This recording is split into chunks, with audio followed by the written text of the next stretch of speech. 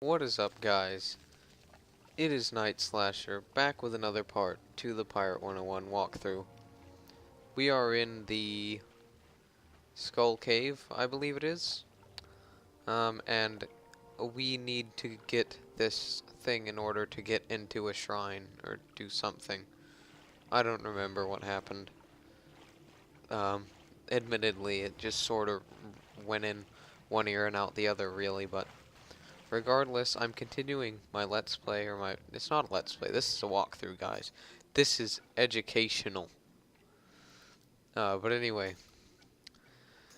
I'm still trying, oh, okay, that's good. We finally got got this stuff to redeem, which is great. So now I can show you guys some of this stuff.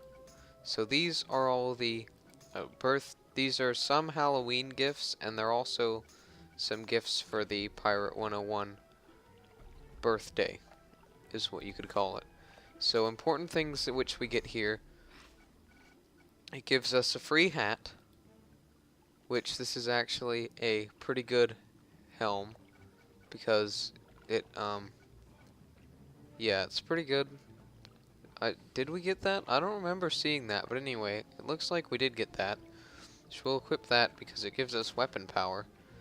And agility increases your critical hit chance, but that's not really useful, and it gives us armor.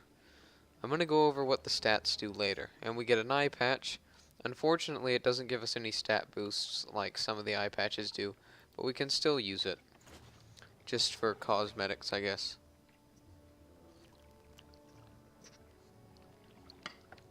What else do we have? We have a 7-day mount, and as you can see, this mount says very fast, which is very useful, needless to say. I already have a mount that I'm going to use on this character, but for now we can just use this one. We also got this, which, what I think happened, guys, is you see how we redeemed a pack. We redeemed one of these, and I think it opened automatically when we did that. So these are the items from it. So we got this in the pack. We got this, which these are things you can sell. We ended up with, let's see what else. Some pet stuff, probably. Probably some housing items. Yep, some of these things probably came with that pack. Yeah, all of them did. So that wasn't a very good pack. We just got house stuff. But anyway, yeah, that's not important. We did get a mount though, which is only going to last 7 days, but a mount is still a mount. So that's going to help us get around pretty quickly.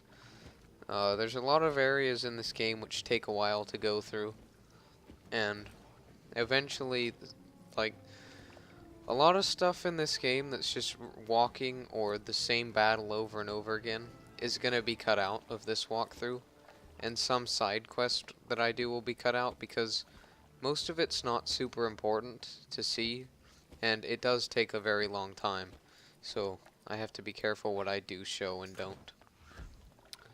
But as far as doing all the side quests goes, in this game, you can do all the side quests, and there are a lot to do, and they will give you good rewards. But for the sake of keeping from being too over-leveled, we're not going to do all of them. We're only going to do some of them, the ones that give us things like companion points and nautical experience, which we'll get into what that is later.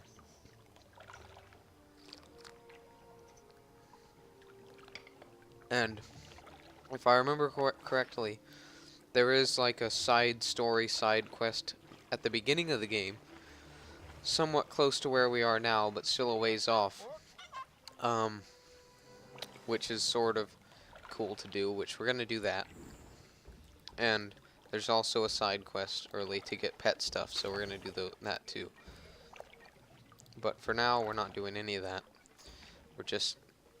And what we just entered there is anytime you see that marker on the floor. See, I should have explained this. I got carried away. But that marker you saw on the floor there, the white thing that we stepped on, These things are kind of like dungeons, right? Except this here, what we're doing now, is not considered a dungeon. It is considered what is called, it's just a sigil, because it's the sigil on the floor, you step on it, and it goes in, or you go into it. What happens though is, when you're in an actual dungeon, it will give you a warning. It will say you are going into a dungeon. And these sigils are pretty much the same thing, but they're shorter. You're not going to have to worry about them being a dungeon length. But dungeons in this game can vary from, I believe, like 15 minutes to being like 2 hours, so you have to be careful about that.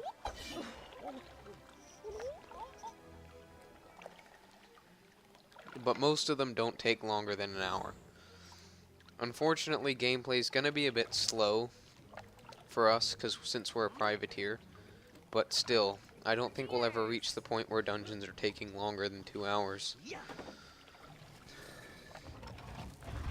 But that sigil on the floor that we saw, if we came in here, we could bring up to 3 other players into this sigil with us, so long as they were standing on it the same time we were. So you can have up to 4 people with 3 companions each. But the more people you have, the more enemies there will be. So it'll get easier the more people you have, but it will take longer.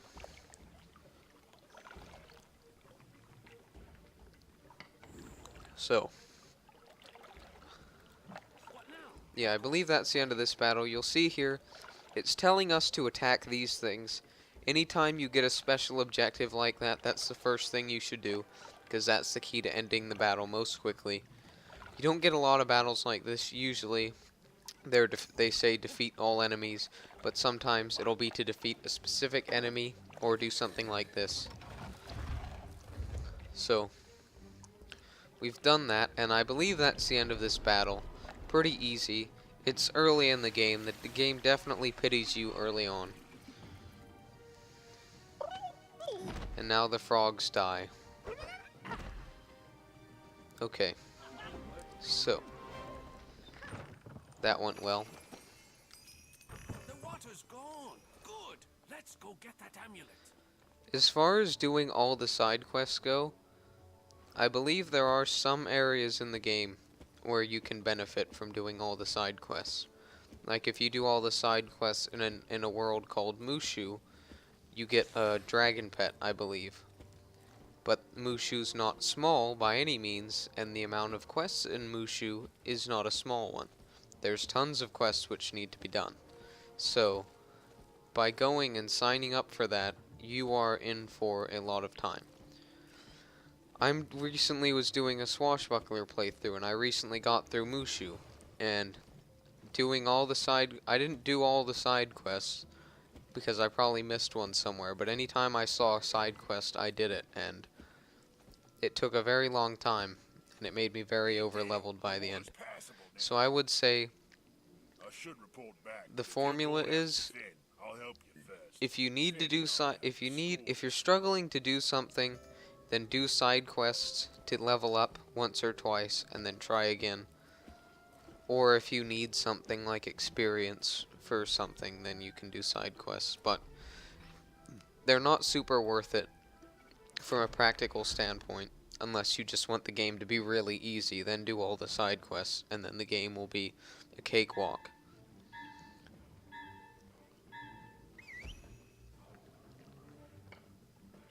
But honestly, unless you pick a musketeer or a witch doctor, the game isn't going to be difficult. Or at least, the difficult moments will be few and far between. So, I wouldn't worry too much about it, but just as a fair warning, if something's too difficult, then you probably need to do a side quest or two, and it will be easier. That's a nice looking cane. Wonder what it's See, doing for down example, here. this is a side quest. Oi, there are initials engraved here. R.H. Hmm. Harker. This must be Mr. Harker's cane. We should take it back to him. Parker's no beggar. He'll make it worth our while. You can find him at the Gypsy Wagon outside Avery's mansion. Okay, so You made 3 mistakes, pirate. First, you took the job. Second, you didn't bring an army. Last, don't fight me in the dark. The dark is where I shine. so we gotta defeat this Joker. Hold your ground, friends. Cutthroats are bullies and cowards. Beat their leader and the rest will turn tail. So get big! So, this is another special objective. Defeat Finn Dorsal, that's the main guy here. He's got significantly more health in comparison to the others. So, we'll just focus all our attacks on him. But, once you reach a certain point, you really don't get many more of these special objective missions. The enemies just get a lot harder. But I think for the most part, the challenge in this game stays fairly not challenging. I mean, believe me, it has its moments of difficulty, but you're not probably gonna have as much trouble with the final dungeons in this game as you would with something like, for example, that's another epic right there. That epic was called Repel Borders, and that obviously is an attack anytime an enemy comes into a square that is adjacent to you. Anyway, the difficulty in this game, it never gets super high, but there are times when it's going to be really hard to solo it. That's basically it's either going to be the case of you need to bring a friend to do something, or you're not high enough level. But it never really gets to the point where you need to have 4 players coordinating perfectly, and if everything's not exactly right, you'll lose. It never really gets to that point. Which for some players that's a good thing, and for some players that's a little bit of a bad thing. But don't play this game because you're expecting a huge amount of difficulty later down the line, because you won't get it. So our companion just died, as you saw there. And I'll explain what happens when a companion dies in a minute. Early on in the game, dead companion, who really cares? Later on in the game, it becomes expensive and it becomes a hassle.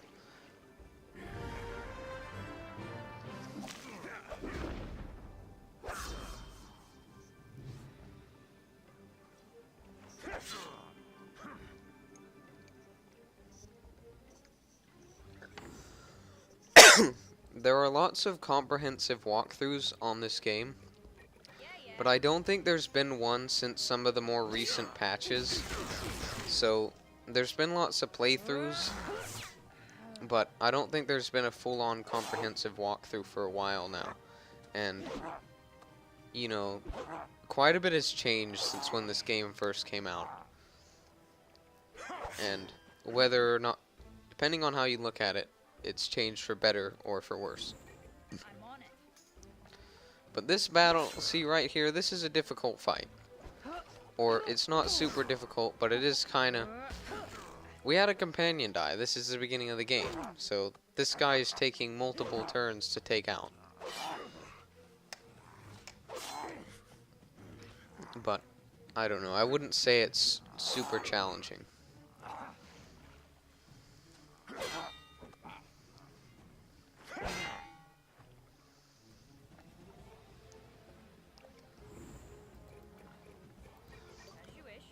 If I missed something, explaining something, or there's something I didn't cover well enough, tell me in the comments, because that's going to be a big part of this walkthrough, is since my channel's not really very large, and not a whole ton of people watch my videos, I can afford to read and take into consideration every single comment. So, this is the moment you won your first victory, and the moment you made your worst enemy. Ah, shut your jaws, you bully. Well done, pirate. You're a good one to have handy. I'll report back to Lieutenant Smollett. You take the amulet to Avery. I hope we meet again. So, The easiest way to get back there to Captain Avery is it's gonna say go back. We can just, throughout this entire game, you're gonna have this button here which says go to Skull Island. And even if you're not in Skull Island, you also are always gonna have a button that says return to the last life fountain. And since our last life fountain was in Avery's Court, that'll take us the same place that this Skull Island button will take us, so it doesn't really matter which one we use. What is this?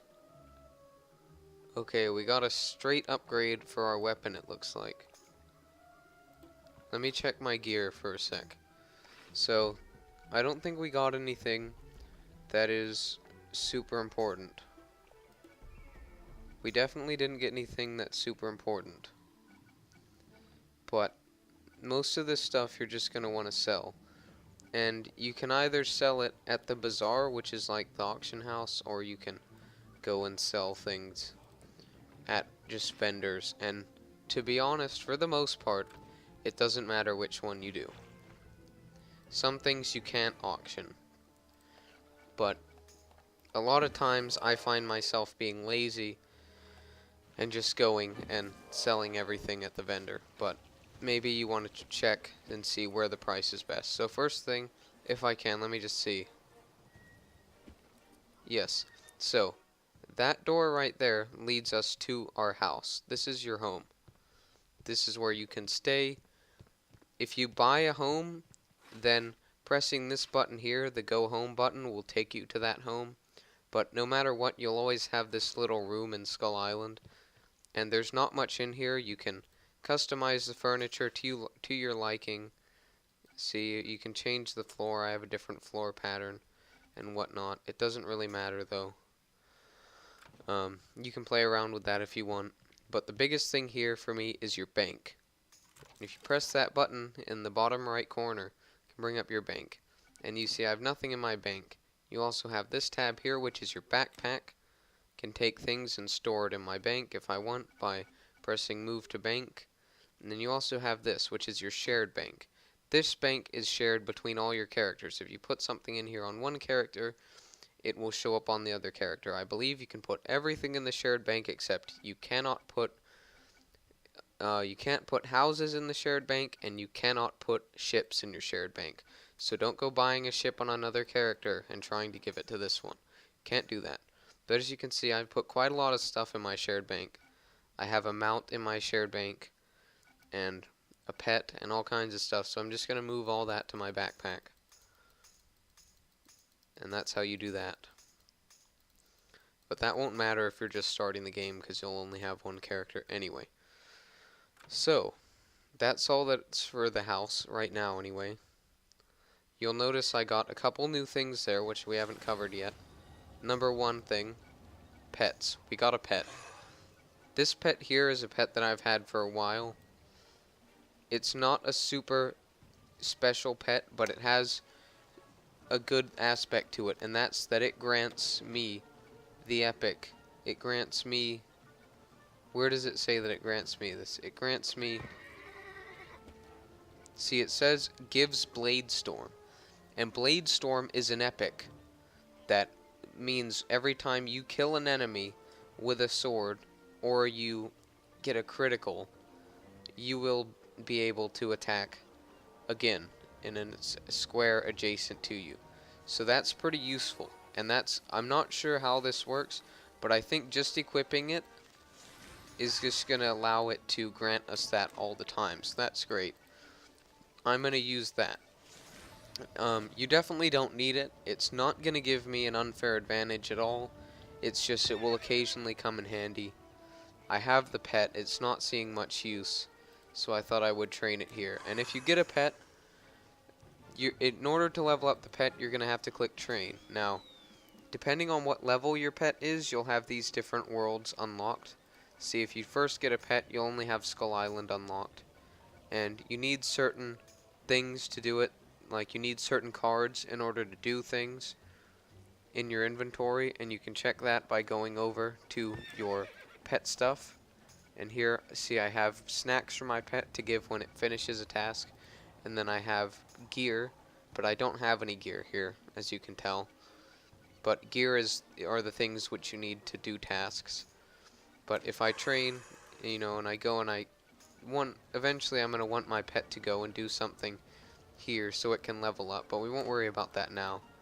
I'll try to go over that a little bit more in detail later, but basically every time your pet levels up, every 10 levels your pet gets a new ability, and the most notable ability you're going to be wanting to go for with pets is pets that grant you things like Blade Storm, that grant you epics. So we'll worry about that later. Another thing I got is I got a mount. This mount here, it's a hammerhead mount. I can equip it. That's what it looks like. But we aren't going to be using that now.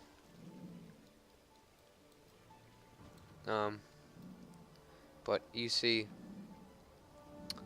yeah, it's mount, but we're going to use the other one because, well, we got it for 7 days, so we'll use it. So another thing we got is we got another equipment slot, which we don't have anything for, so we can equip that. This is our equipment here. We have all our slots filled now. And that's all we need to worry about for now with that. So our task is to go and talk to Avery, Captain Avery.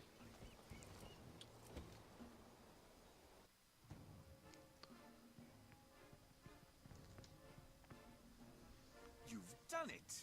The Troggy bombardment has stopped, you've recovered my amulet, and Finn is brought to justice. You didn't even try to swap my amulet for a fake. What are you, an honest pirate? Ha! So we leveled up. Well, a deal's a deal, and you've done your part sure as silver. A ship I promised, and a ship you'll have. You take this writ down to the docks and seek out Dockmaster Dan. He'll see to it. Farewell to ye, So Captain. we got a pet, or we got a ship. We can go and see how that is. Now, ship combat is pretty simple in this game. But before we move on to that, we have something important here. We have this guy. This guy is offering us some quests. Now, this quest here, Now that you're a proper pirate and resident of Skull, before you take the grand tour, talk to Mr. Trelawney. He sells this is furniture at basically a one house decorates tutorial. room. He's got something We for don't you need to here. do a house tutorial quest because I just explained the way where your house is and how it works. As far as buying furniture for your house, most of the furniture you're going to want you'll get through just playing the game or in the crown shop, but I will show you where you can buy Ahoy, some. pirate. Avery tells me you know how to get things done. Skull Island need. Joining the pet games could bring Skull Island the prestige we need to become a real republic. We're missing an egg. Our team's one pet. The water moles over in Wongawoo have a spare egg, but something's got them spooked. Their chief, Makamoto, won't hand it over.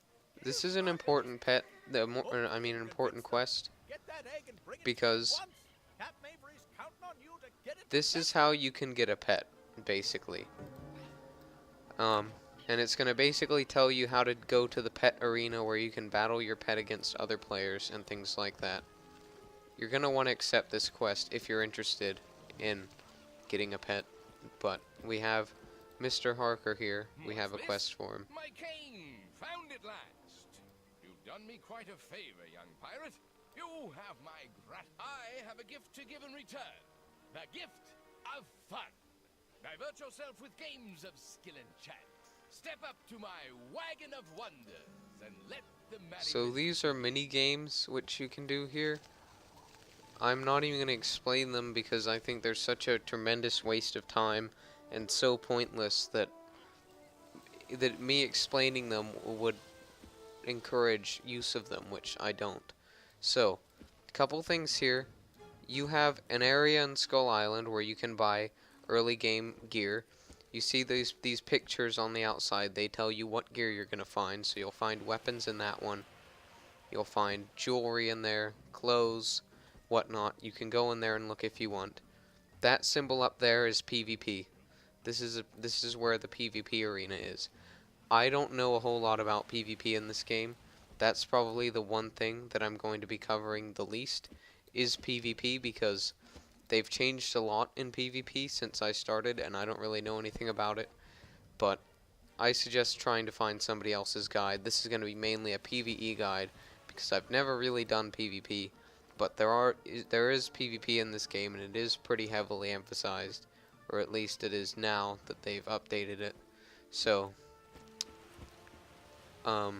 look up that as much as you like.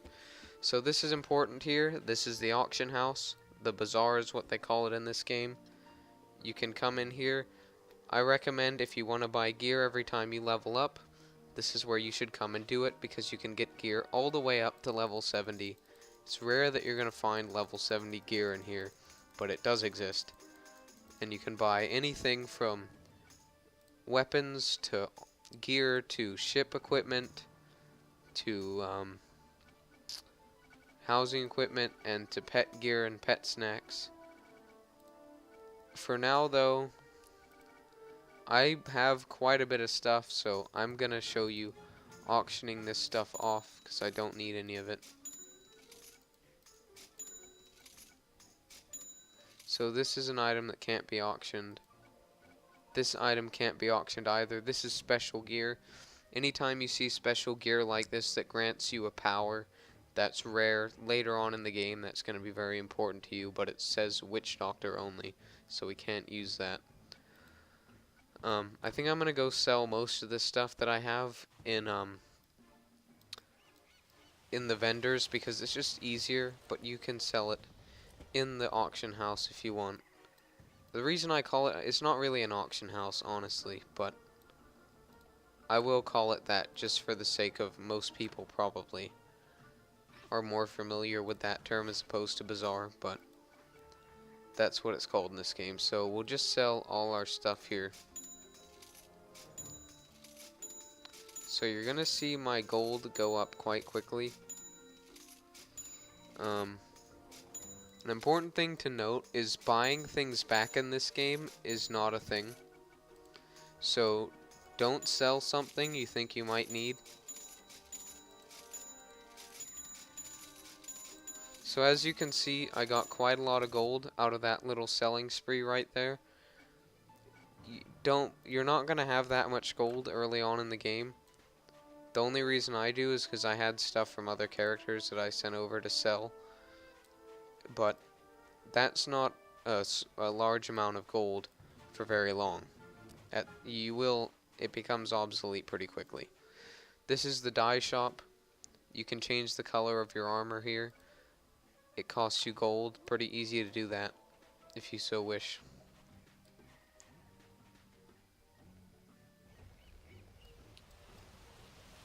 Here, I forgot to mention something in here, but if you go into the bazaar here, there is the flag officer, and he's going to let you change the color of your flag for crowns.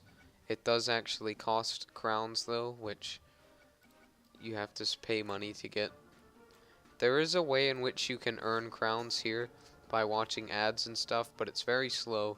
You only get about 10 crowns per ad, and you can only do it probably 5 to 10 times a day, so you can get 50 to 100 crowns a day.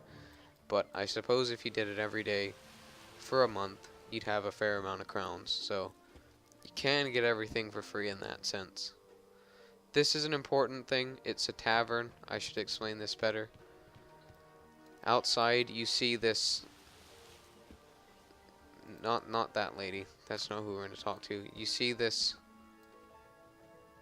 logo. Hold on. Let me get a.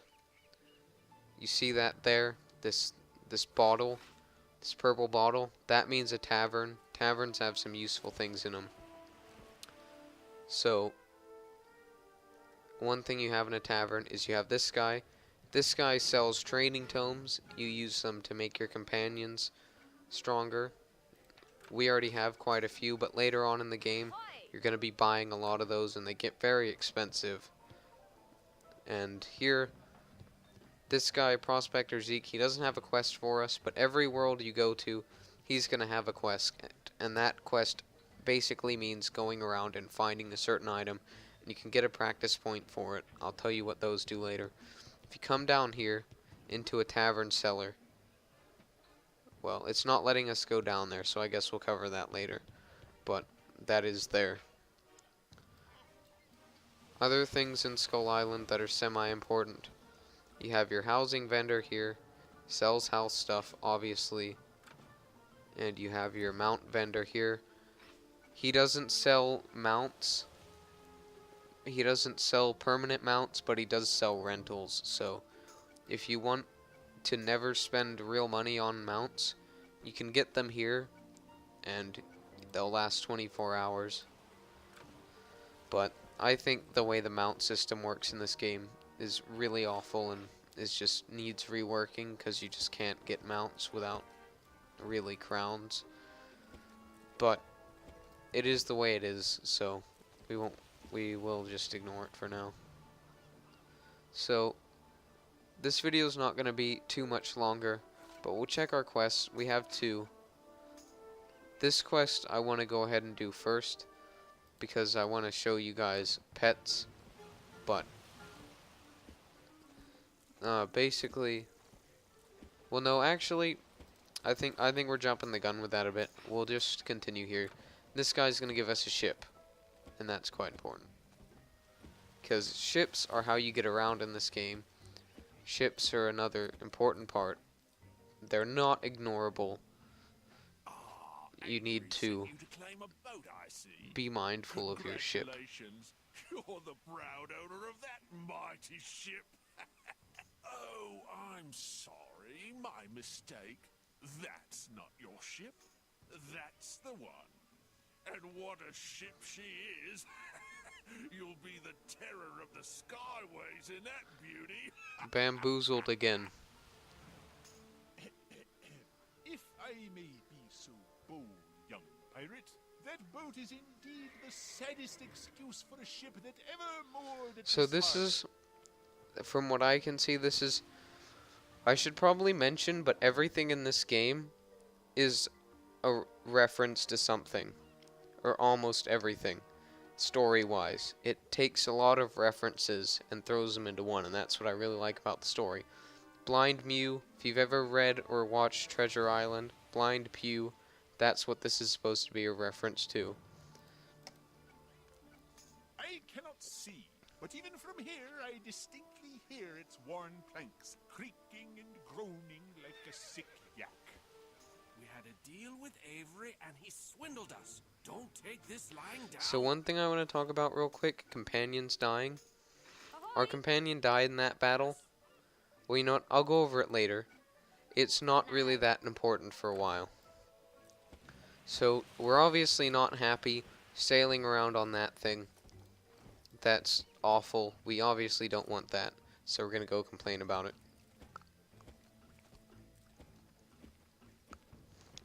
I'll show you this real quick. This is a seamstress, sort of like transmogging. Basically what you can do is you can take one weapon or one armor or something and make it look like something else while retaining its stats. So if you find a weapon that you really like the look of, but that's really awful, you can stitch it with something that is good. But that costs crowns.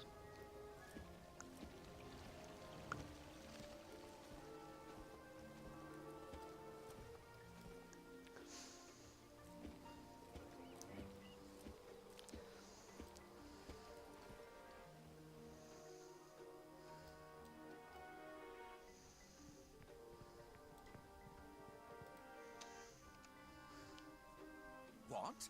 You don't like your boat? I mean your ship? Oh dear. But I'm afraid there's nothing to be done. I've honored the letter of our agreement. I'm afraid I can't give you a better ship, Captain, but I can point you toward that which every pirate loves even more than his ship. Treasure. Have you ever heard of Captain Gunn? 'Tis a fine tale, and like the best of tales, it ends in gold. Captain Gunn was a legend of the Skyways, feared by pirates and princes from Marleybone to Monquista. A finer smuggler never slipped past a blockade. Gunn sailed to Mushu, mysterious realm of the samurai and the ninja pig. And there, he made a tremendous discovery. On the cliffs of Mushu, there grows a rare and tasty delicacy, yum-yum fruit, the most precious commodity in the spiral. That's right, yum-yum fruit. It can cure disease, grant strength, and even restore youth. And it makes your breath minty fresh, which is nice. Unfortunately, the Emperor of Mushu holds yum-yum trees sacred. Stealing yum-yum fruit is punishable by death. If you get caught. Gunn smuggled back loads of the stuff, and he sold it by the ton. Yum bread, yum cake, yum pudding. But his real stroke of genius was when he bottled it, and he called his creation Yum. Pirates went crazy for Yum, and everybody else did too. Gunn was rich. He even trademarked the song. Whenever a pirate sings yo-ho-ho in a bottle of Yum, crafty old Gunn makes a penny. When he retired, Captain Gunn was the richest pirate in history. And then he died. So, where's Gunn's gold? No one knows. His last will and testament is the key, and it's been lost for years.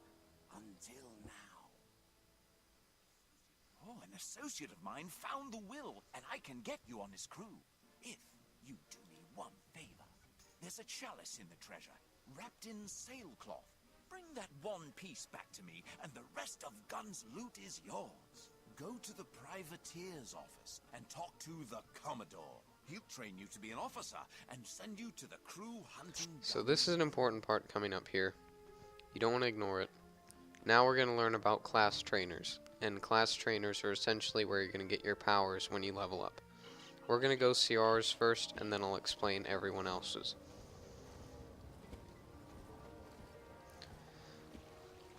So, this is the privateer's trainer. The privateer's obvious. And this is our trainer, the Commodore. Strike the colors! Sound general quarters! What's that?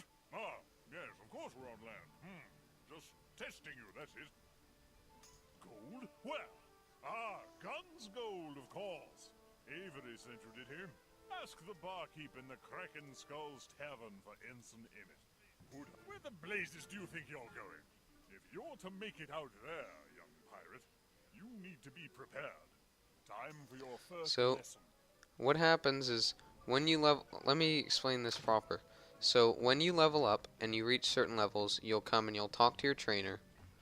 And you'll see, when I level up, I get new abilities. So this first ability you get is called Rouse, and it heals a single target. You use it on a target, and it heals you. Then we have Light Armor 1, which allows us to use stronger armor. And then we also get things like this, which gives us, grants us 25% resistance. Then we get this, which gives us more damage with slashy weapons, which at this stage I'm going to go ahead and explain the different types of weapon damage and what scales with what really. Tough gives us more health, whatnot. This gives us more will, which certain weapons and certain attacks will scale with will. And then we have Refresh, which is a team heal. And you see we get lots more abilities and stuff as we level up, all the way up to level 70. So, pretty interesting really.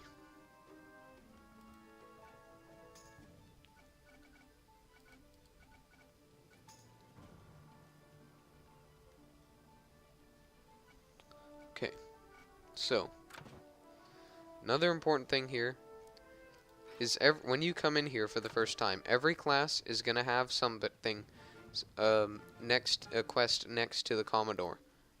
And You there.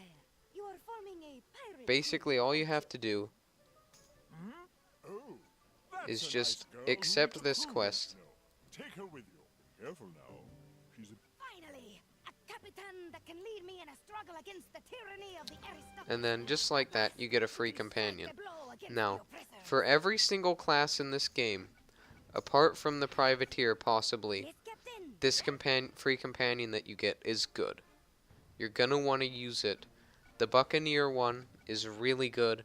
The Swashbuckler one is pretty good. The Witch Doctor one is okay, and the Musketeer one is pretty good. Privateer one, I wouldn't recommend using it more than you have to, but it is there, and it is a nice companion early on. So, now we have talents. Talents are good because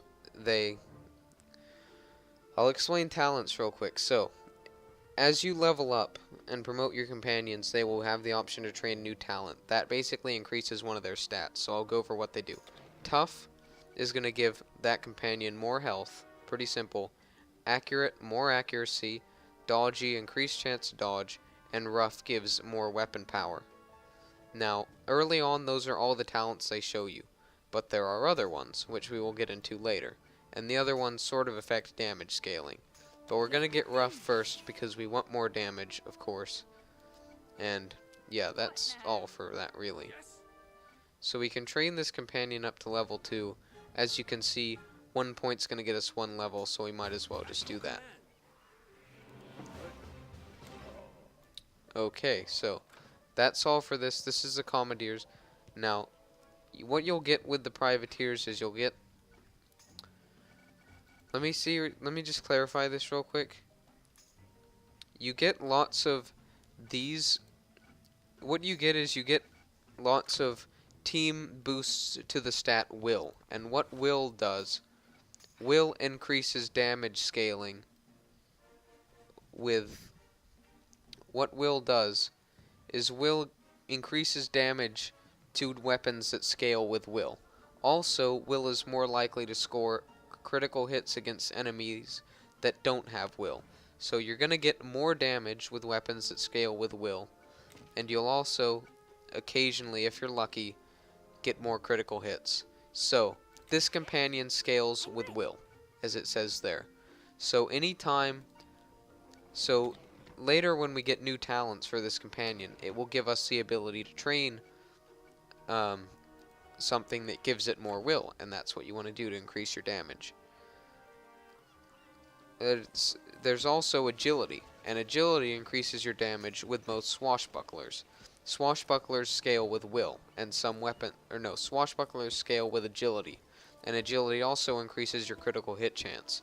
So what you're going to want is, if you're a swashbuckler, you're going to want lots of agility, and your swashbuckler companions are going to want the agile talent. Witch Doctors. Witch Doctors scale with spooky, and that's the Witch Doctor school. Spooky gives you more spell power, and Witch Doctor companions will benefit with more spell power. Most staffs have spooky scaling. Nothing else really does. Buccaneers. They are all strength. Giving them strength gives them more damage. That's how that works. And then Musketeers also scale with agility, I believe. So that's all for that. I am most likely going to be using either heavy strength weapons or staffs. I haven't decided yet. But if we look at weapons that scale with will here, this is a staffy weapon.